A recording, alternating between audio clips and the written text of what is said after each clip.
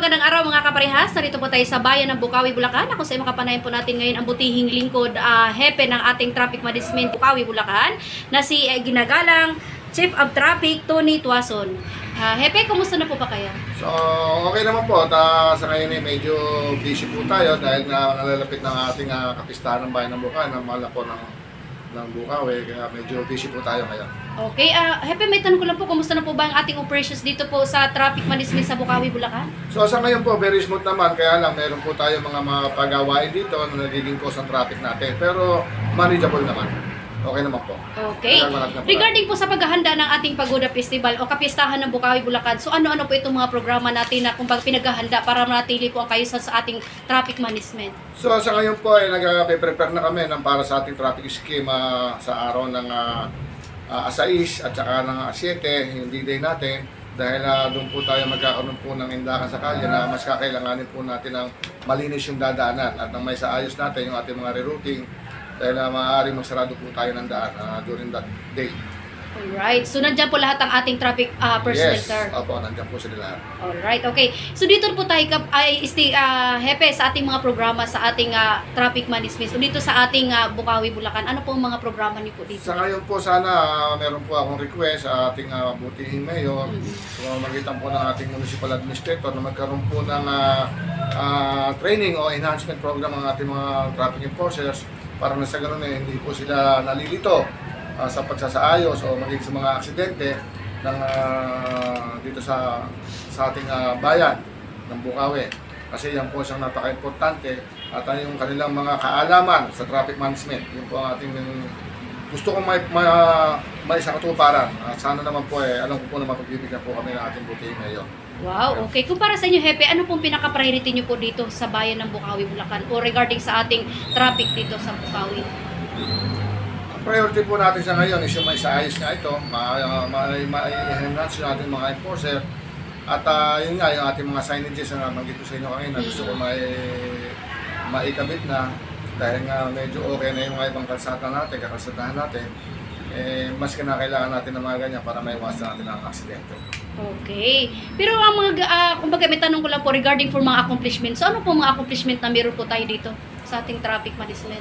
Sa ngayon po, marami na rin po kami accomplishment. Tayo ating mga sa mga orientation nila, sa mga aksidente, na ilan sa kanila ay dumaan na rin, na natutunan ko paano mag-manage ng aksidente. At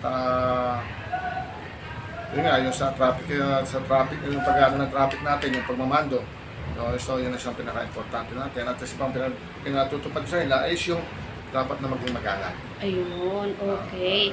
Okay po, so kung nanonood po ngayon, sir, ang ating mga kababayan dito po sa Bukawi, Bulacan, ano po ang inyong mensahe, lalo po sa ating mga motorista? So, kung sa sino man po ng mga motorista na dumadaan dito sa bayan ng Bukawi, ay gusto po parating sa kanila na dito po sa bayan ng Bukawi, mahigpit po namin ipinatutupad ang mga ordinansa na kailangan sundin para maiwasan po natin ang aksidente at yun naman po talaga ay dapat. Samahan na rin po natin ang pag-iingat dahil marami na pong ayos na kalsada rito, baka mamaya walang pangundangan ng pagmamaneho, so iwasan po natin yan. Maging maayos na ang pagmamaneho ang kailangan. Okay. Ano naman po ang inyong mensahe, sir? Lalo po sa ating butihing ginagalang ng Mayor at Vice Mayor at lalo po sa ating masisipag na mga traffic enforcer. Una po sa lahat, sa ating butihing ngayon, nagpapasalamat po kami at lalong-lalo na po ako at kami binigyan niya ng pagkakataon na makasama niya sa paglilingkod dito sa bayan ng Bukawi. At umasa po kayo, Mayor, na lahat po ng ikaayos, lahat po ng bagay na dapat namin gawin para sa bayan ng Bukawi at lalong-lalo na po sa inyo ay amin pong gagawin. Kasama niyo po kami.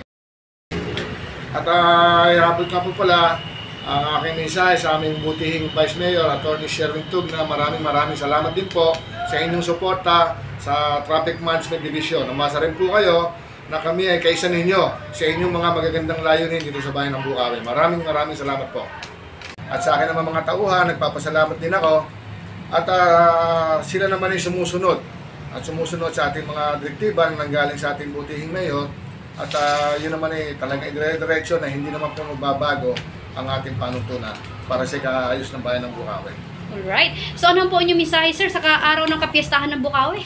Sana po maging masaya ang lahat. At tulungan niyo po kami. Sana po makiisa kayo sa aming mga plano, sa ating traffic scheme, na alam ko po na mayroong mga maapektuhan, pero 2 araw lang naman po yan. Unawain niyo po sana kami, kailangan lang. Dahil yan naman minsan lang sa 1 taon. Maraming salamat po. Alright, ayan po ang pinakamanang mensahe ng ating butihing Chief of Traffic Management dito po sa bayan ng Bukawi, Bulacan. Na ayon po kay Happy, tunay na paglilingkod, pagsiservisyo, pagmamalasakit, respeto ang bawat kapwa-tao. Lalo na po sa mga dumadaang motorista po. Magandang araw po mga kaparehas. Sa kapanayan po natin ngayon ang ating Happy ng ating Traffic Management sa bayan ng Bukawi, Bulacan, na si Chief of Traffic Tony Tuason. Magandang araw po mga kaparehas. Lay Castro po ng Parehas News. Ingat-ingat po kayo sir and your personnel and your family. God bless us all. Okay, thank you po. Salamat po. Mabuhay po kayo sir hanggat gusto ninyo. Thank you very much. And happy birthday po sa inyong mga personal na may birthday ngayon.